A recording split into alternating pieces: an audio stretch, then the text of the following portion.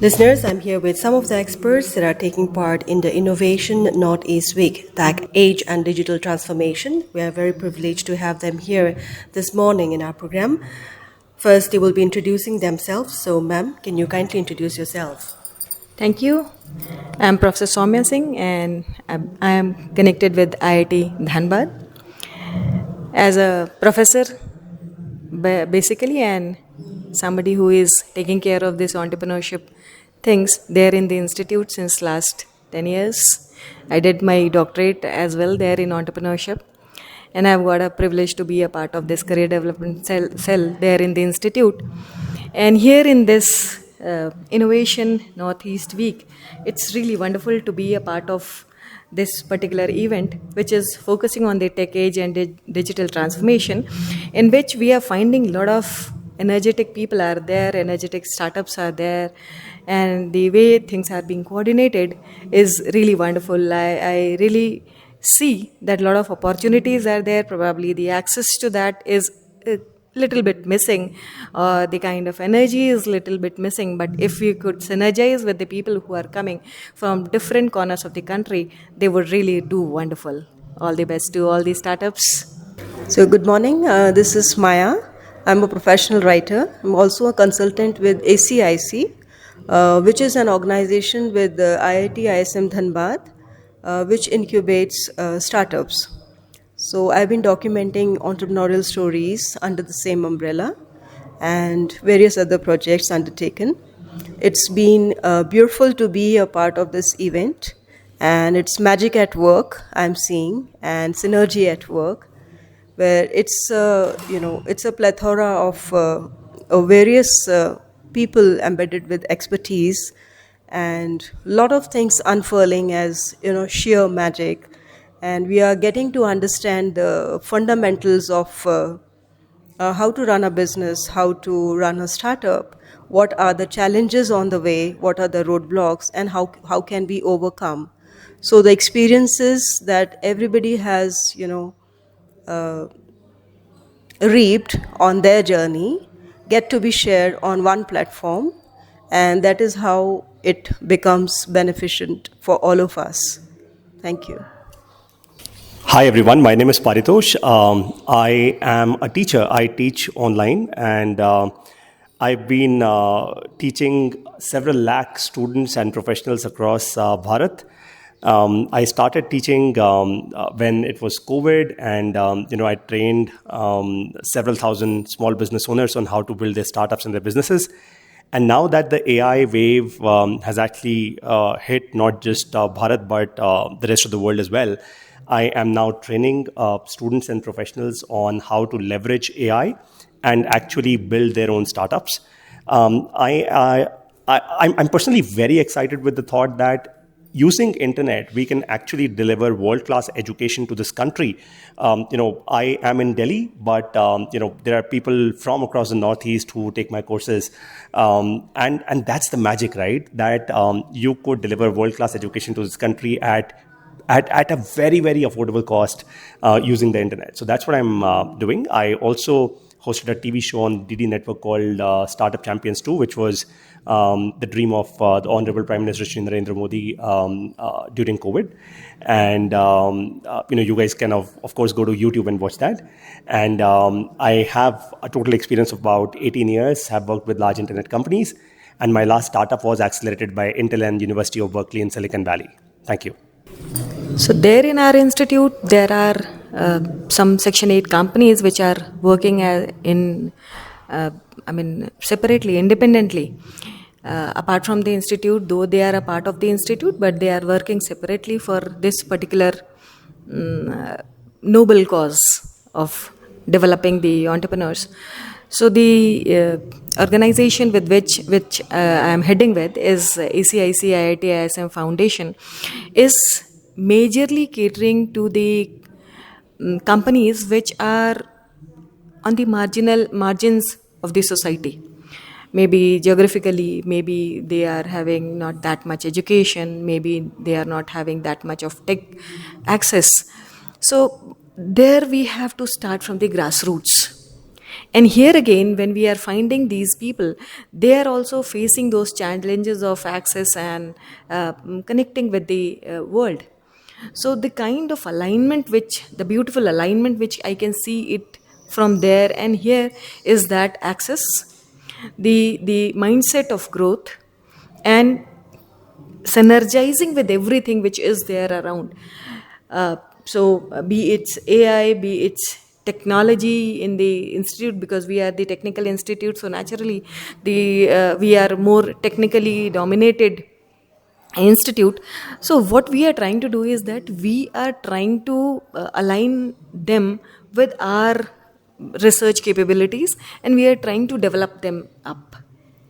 So, and here again, as NIELIT is doing the wonderful job of aligning them with the technical expertise, so I am very sure that the way we could see many of these companies growing up well, I am very sure, and I give all my blessings to all these young generation entrepreneurs, that they would really be doing wonderful there in their future.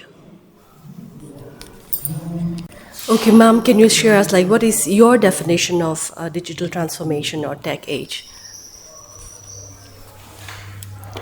I think this general mindset, the phobia that people have beyond a certain age, they don't find themselves to be compatible enough, they don't find it handy enough, and that's just a mindset. So this is where both the generations come together, and the young generations have a lot to share as their personal experiences with the generation that we are, or even those that are prior ones. So this is how it becomes a way of living, and this is what we are here getting exposed to. So those general biases have to be done away with, so that it could be a future, enriched by technology and digitalization. And we have also been, observing as a part of our daily life that we have stepped up using it in a very comfortable way in whatever we do.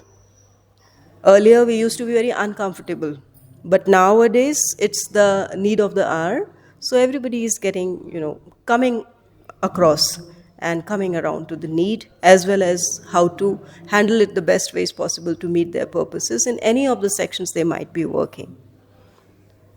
And sir, can you also share, like, how do you manage resistance to change, like this digital transformation in your workplace?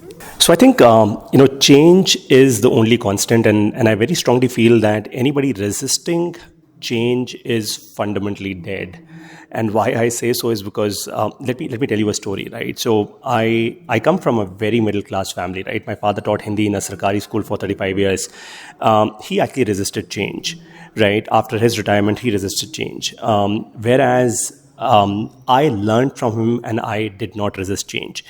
If the soldiers on our borders were to resist change, we would not be hearing these voices on the radio right now, right? I'm sure some of our enemy would have overtaken us by now.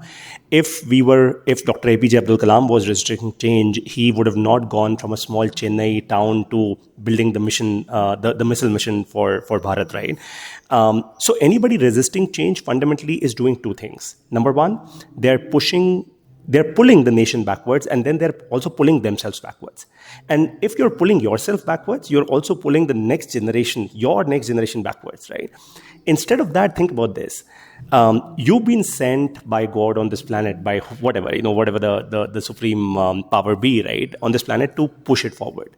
So instead of pushing it forward, if you're taking it back, then you're doing a disservice, which makes no sense, right? So I think for me, I drive myself with the mindset of a soldier, right? That I am here to learn every day, evolve every day, and if I don't do it, then it is not anybody else's fault that I'm not growing, right?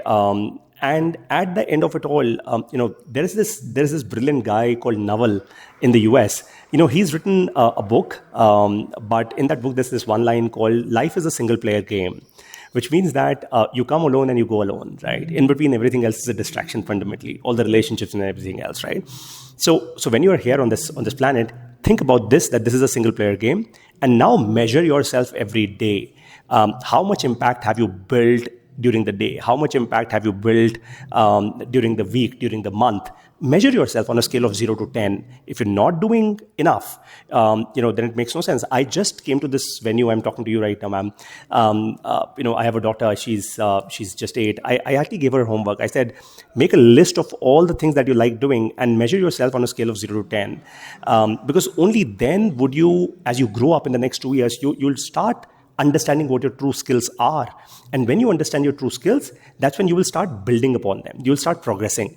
Most of us don't even realize, even till college, what our true skills are. And that's why we resist change, because we get into that comfort zone. And comfort zone, I think, is a greater killer than cancer, really, right? So that's it. That's my mindset. I think end of it all, it's just the mindset that works. Stop thinking that somebody else is coming to help you and somebody else will come and support you. Nobody is going to come. It's a single player game. You need to play it yourself, and you need to fundamentally play to win.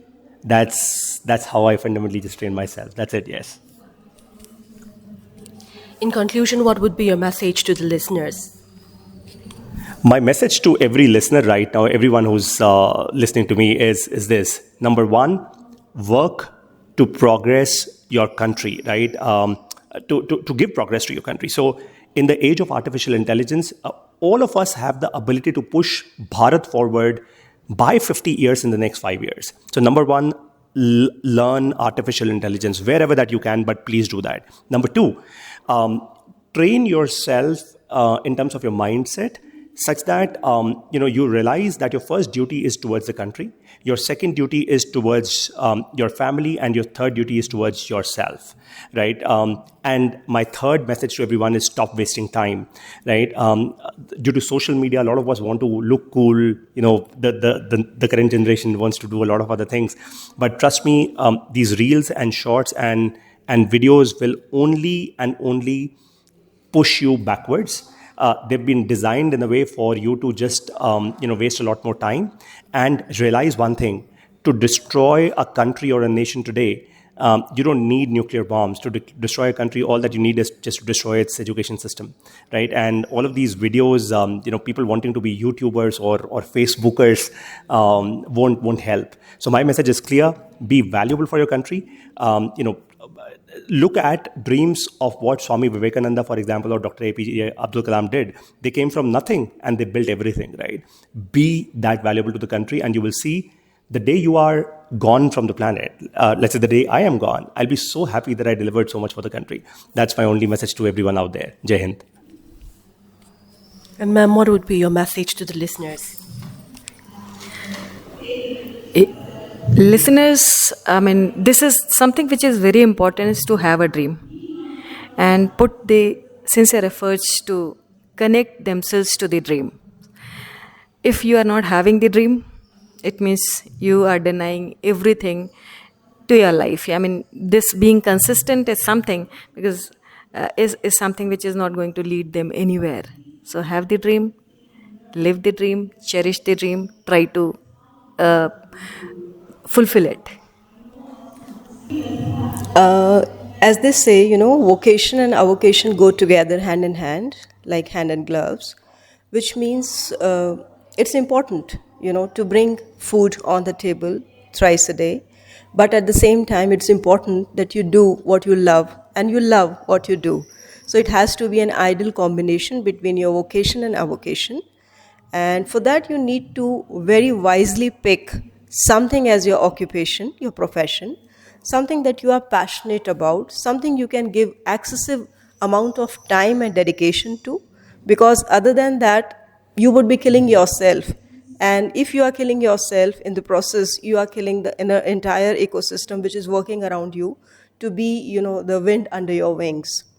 And secondly, as you beautifully said, and then I have also heard, "Aap badlenge to yug badlega." It's only when I keep working on myself as a single player in the team, but I know that teamship is important, and I know other players are also there, at the scene, and I am playing with them. But the entire responsibility of whatever I do comes back to my shoulders. So I have to learn how to make wise mistakes, but I don't have to avoid mistakes, right? And once I have done mistakes, I have to take the repercussions right head on without finding fault with anybody else for those. So be responsible to what you do and love what you do. And as ma'am said, dream. Dreaming is very important, because once you cease to dream, you are done with your life. So if you have to go on, you have to aspire to leave an imprint behind. कोई पद चिन्ह हमें छोड़ के जाने हैं, और वो विरासत हम तभी छोड़ के जा सकते हैं जब हम अपना सर्वश्रेष्ठ देंगे किसी भी काम में जो भी हम करना चाहते हैं. और बेहतर होगा कि हम वो काम चुनें जिसके के लिए हम पैशनेट हैं, जिसका हम में जुनून है. And leisure